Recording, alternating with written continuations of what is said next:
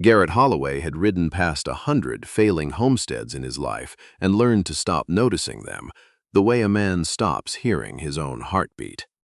But something about the windmill turning against a dead sky made him rein in his horse before he understood why. It stood at the edge of Larkspur Valley, in the high-grass country of the Montana Territory, where Garrett owned enough land that men in Helena said his name the way they said the name of weather systems, with respect and a little dread.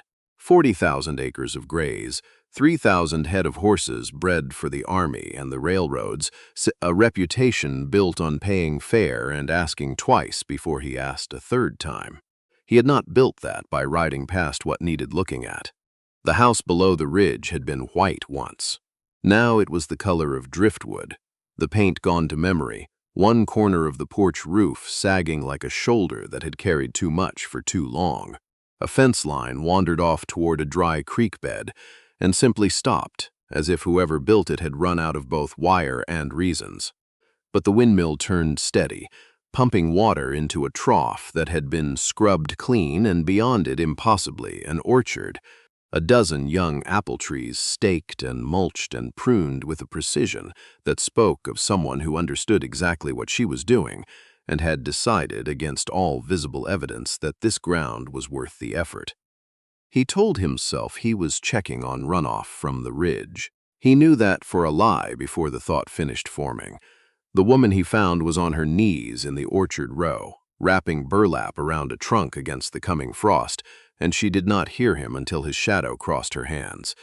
She looked up without startling, a flat, assessing look, the look of someone who had trained herself long ago not to waste motion on fear until fear was warranted. "You're standing on Prescott land," she said.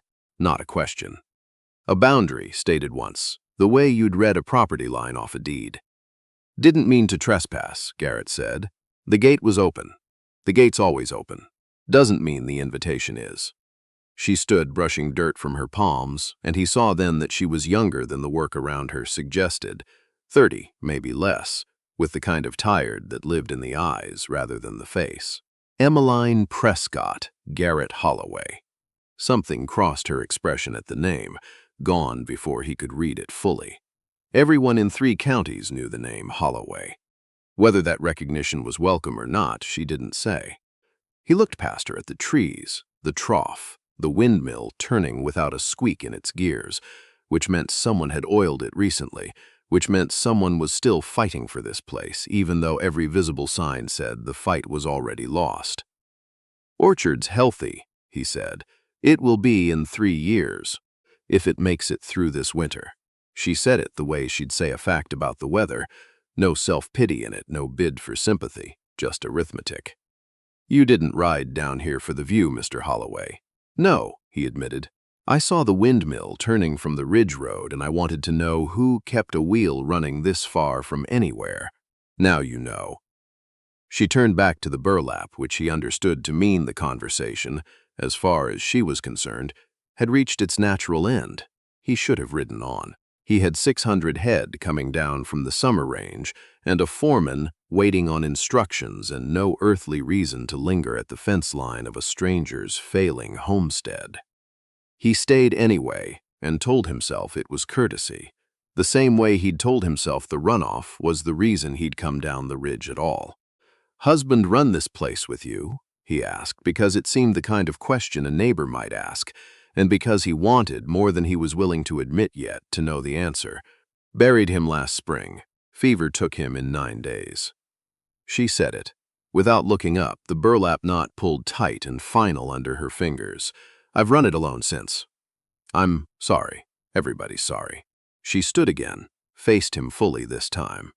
"Sorry doesn't stake trees or dig irrigation ditches. I've had a great deal of sorry and very little help, Mr. Holloway, and I've found I prefer the second to the first." He almost smiled at that. Almost. There was something in the plain courage of it. Not defiance exactly, but a woman who had simply refused to let her circumstances write her obituary before her heart stopped beating. "The fence along your east line is down in 3 places," he said. "I passed it riding in. I know where my fence is down. Wasn't a criticism, just information."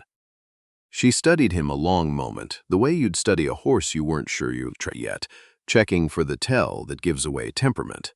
Whatever she found or didn't find, she didn't say. "Good day, Mr.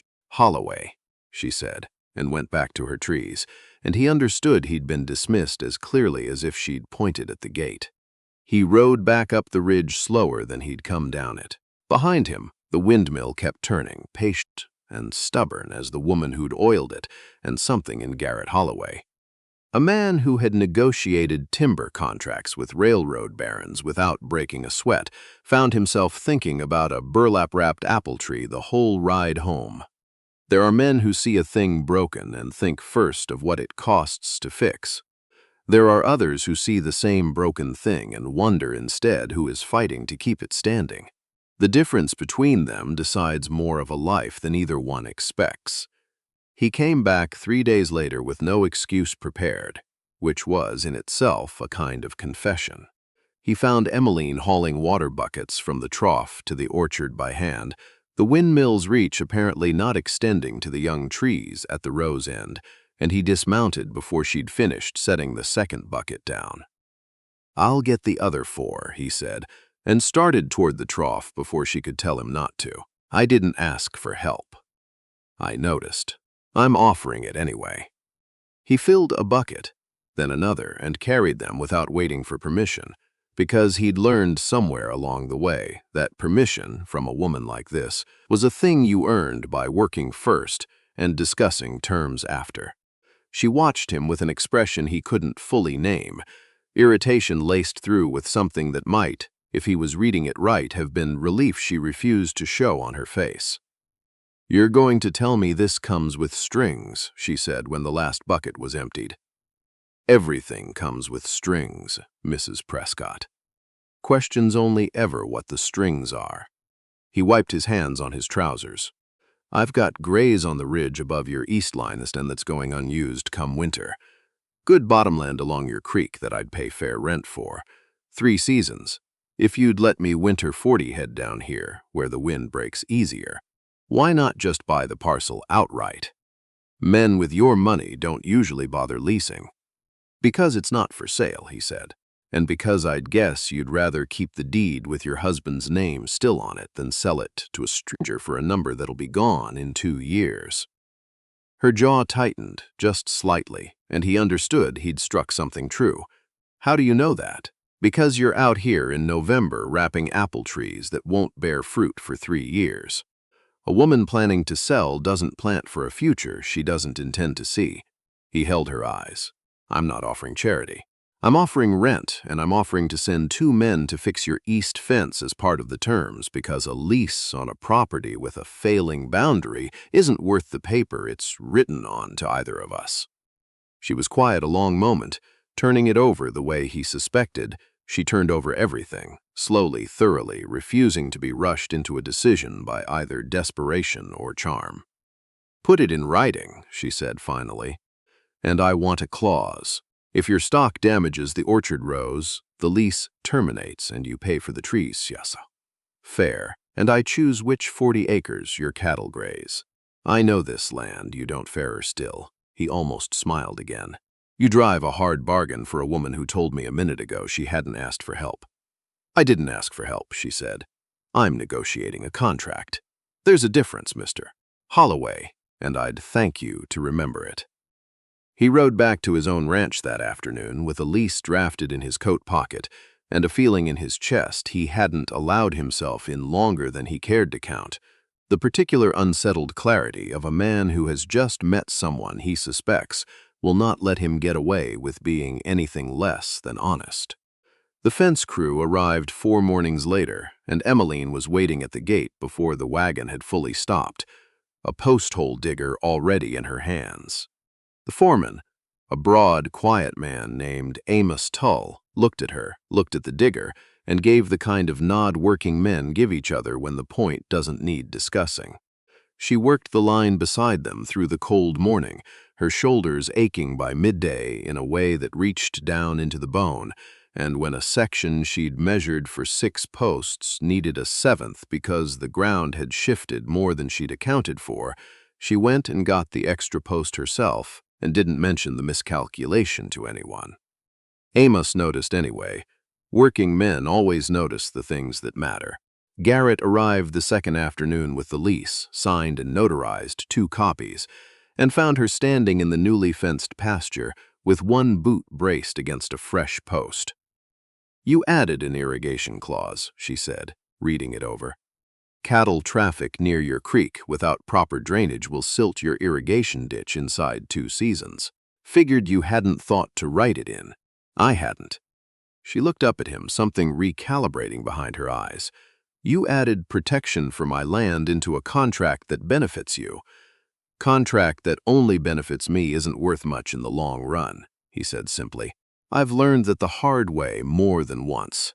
That evening, after the crew had ridden out, Amos told her what Holloway had said to the men before they'd left the home ranch that morning. "She'll know this ground better than any of you. Do what she says, and don't argue about it." Emmeline held that piece of information quietly for a long time after Amos rode off, turning it the way she turned everything, and understood, finally, that Garrett Holloway hadn't sent men to fix her fence for her. He'd sent them to fix it with her. It was a small distinction. It was, she was beginning to realize, the only distinction that had ever mattered to her.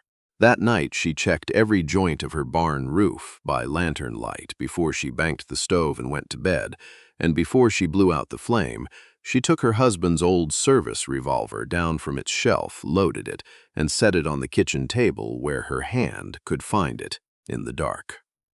Some promises, she had learned in the last year, needed more than hope to keep. A woman who has buried one kind of danger learns to recognize the shape of another one coming. It rarely announces itself with a knock.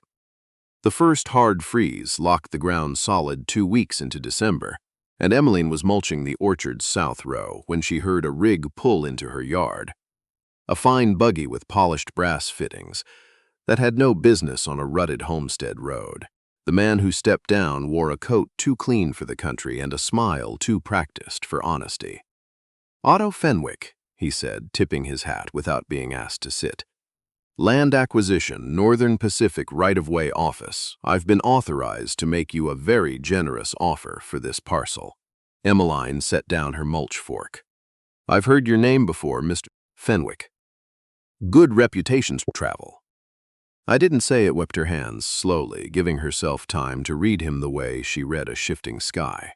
Fenwick worked, she'd been told, at the exact edge of the law. Never quite a forger, never quite violent, but precise in the way he found widows and drought-broke homesteaders at their lowest point and offered them terms that looked generous until you understood what they cost. He'd taken 9 parcels along the valley in 2 years, most of them from people who hadn't fully understood what they were signing. $800, Fenwick said. "Clean sale. Quick close. The railroad needs this valley for the spur line, Mrs. Prescott. And I'd hate for you to be the one homestead standing in the way of progress when the surveyors come through regardless." "The property's under lease," she said. "Grazing and water access signed through 3 seasons. Leaseholder is Garrett Holloway." The smile on Fenwick's face didn't disappear. It changed temperature. "Leases are paper, Mrs. Prescott. Paper burns easy in a dry winter, and this valley is a long ride from any circuit judge who'd care to enforce it." He tucked his documents back into his coat with the unhurried confidence of a man who had done this exact thing many times before and won more often than he'd lost. "I'll return Friday. I'd suggest you have a more agreeable answer ready by then." He drove out. Emmeline watched the buggy disappear over the ridge road, then went inside and wrote in the ledger her husband had kept before her, "Fenwick, December 9th. Threat made plain Friday." She sent her hired boy riding to the Holloway ranch within the hour. Garrett arrived Thursday evening, quiet, without fanfare, the way serious men handle serious business before it has the chance to become worse. He found Emmeline at her kitchen table, the revolver within reach of her right hand, and he sat across from her without waiting to be invited. "You know how to use that," he said. "Not a question. My husband taught me before the fever took him. I've had cause to be glad of it more than once since." She met his eyes steadily. I'm not hiding in this house while Fenwick burns my fence line down to spite a lease, Mr. Holloway. Nobody's asking you to. He looked at her a long moment, and something passed between them that neither one gave a name to yet. I'll have 3 men here. By first light Friday, we'll meet him at the property line, all of us, together. Friday came in clear and bitterly cold. Fenwick arrived mid-morning with 2 hired riders whose coats were too clean and whose eyes were not, the particular breed of man found loitering at the edges of railroad towns where nobody asked too many questions about the last job. He pulled his buggy up at Emmeline's east fence, where Garrett stood with 3 of his hands, and Emmeline stood beside him, the revolver on her hip, her eyes level and unflinching.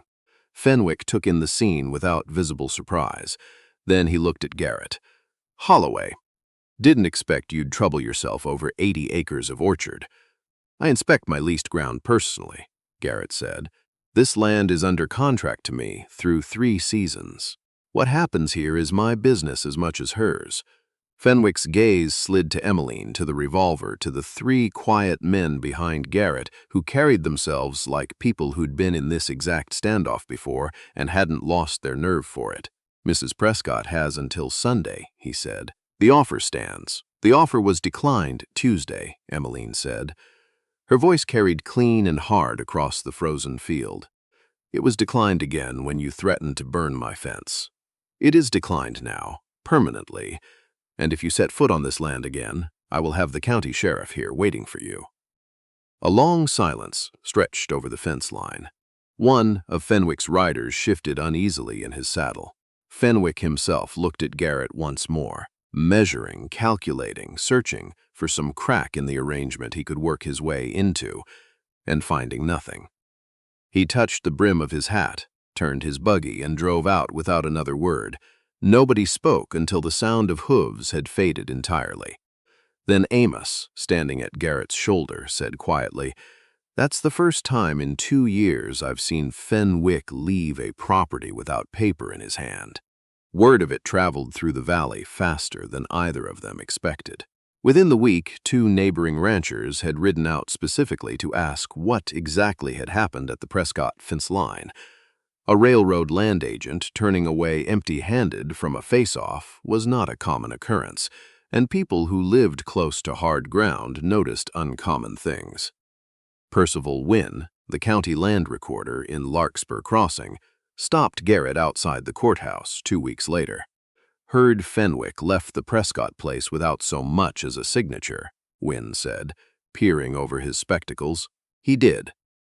Wynn shook his head slowly. You understand what you've done, leasing land from a broke widow instead of buying it outright. Every speculator in this territory is going to think twice before approaching a parcel with your name attached to the paperwork. That's the point of it, Garrett said. Most men in your position would have simply bought the land. Most men would have, Garrett agreed. She didn't want to sell. Wynn was quiet a moment, then said, almost to himself, in 26 years recording deeds in this county, I don't believe I've seen that once. A rich man taking no for an answer from a woman with nothing left to bargain with. He said it plainly, without ceremony, but it landed the way plain truths do when they're accurate. Garrett rode back to the Prescott place that afternoon and told Emmeline what Wynn had said. She listened with the ledger open on her knee, the way she listened to everything, carefully, without wasted reaction. He's right, she said finally. That's not a small thing you did. Wasn't looking for credit. I know. That's precisely why it matters. She closed the ledger. Thank you, Garrett. It was the first time she'd used his given name since they'd met. He didn't make anything of it out loud, but he noticed the way a man notices weather turning in his favor after a long cold season. Trust, once it's been broken by loss, doesn't return all at once. It comes back the way spring comes to high country, a little at a time, tested at every step, never fully believed until it's already arrived. January settled in hard and stayed. The creek that fed Emmeline's irrigation ditch froze at its edges, gray plates of ice building slowly toward the dark current at its center. Garrett's cattle crossed it twice weekly on their way to graze, and Emmeline monitored the crossing exactly as the sea sleep required. Water level, ice thickness, bank compression, sending careful notes to the home ranch each week. Garrett wrote back with brief, precise observations of his own, adding context to what she was tracking, and it became, without either one naming it plainly, a kind of correspondence that was no longer strictly about cattle. He rode down in person on the third Thursday of the month, ostensibly to check the crossing ahead of the season's heaviest movement of stock, and found her crouched at the bank, studying a stretch of compressed soil. "Needs a brush deflector here," she said, without looking up, "and another about 3 yards upstream. Slows the water's approach, spreads the weight better across the bank." He crouched beside her. She was right. It was a technique used by ranchers across the territory to protect high-traffic crossings, the kind of practical knowledge that lived in people's hands rather than in any book. They stood together, and neither one moved away with the hurry of someone made uncomfortable by proximity. "These notes you've been keeping," he said. 10 years from now, whoever works this crossing will know exactly how it behaves in a hard winter. That's knowledge that usually dies with the person who holds it. You're making sure it doesn't." She looked at him for a long moment. "You've been thinking about who works this land in 10 years. "I have," he said simply.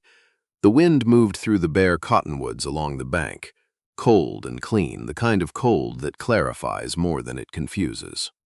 "Emmeline," he said, in the register he usually reserved for opening a negotiation, but slower now, softer at the edges. "I'd like to talk about whether the arrangement between us might take a different shape, something permanent." She held his gaze without flinching from it. "You're talking about more than a lease." "I am." She didn't answer him immediately. She never answered anything worth considering with less than the consideration it deserved. Her answer came 3 mornings later, frost thick on the grass, no ceremony to it at all. She rode to his ranch alone, tied her horse at the gate, and walked out to where he was repairing a water tank in the north pasture. He saw her coming and set down his tools and waited.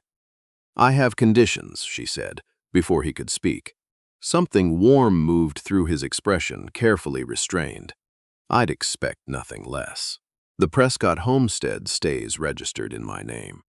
80 acres, my title, regardless of what happens between us. Agreed. I keep the orchard ledger and the water records. That system doesn't fold into yours. It runs alongside it. I'd have been disappointed if you'd asked for anything less. And I don't become decoration on your arm at church suppers, Garrett Holloway. If I'm part of this, I'm part of the operation. My name goes on decisions, not just deeds. I told my foreman the first week you'd know that land better than any man I employ," he said, steady and unhurried. "I've known exactly what I was looking at since the morning I saw your windmill turning from the Ridge Road." The silence between them held more weight than either one could have carried in words. "Then we're agreed," she said finally, and extended her hand the way she had the very first day they'd met, firm, direct, a contract sealed rather than a romance declared. He shook it and found himself smiling in a way he hadn't in longer than he could remember.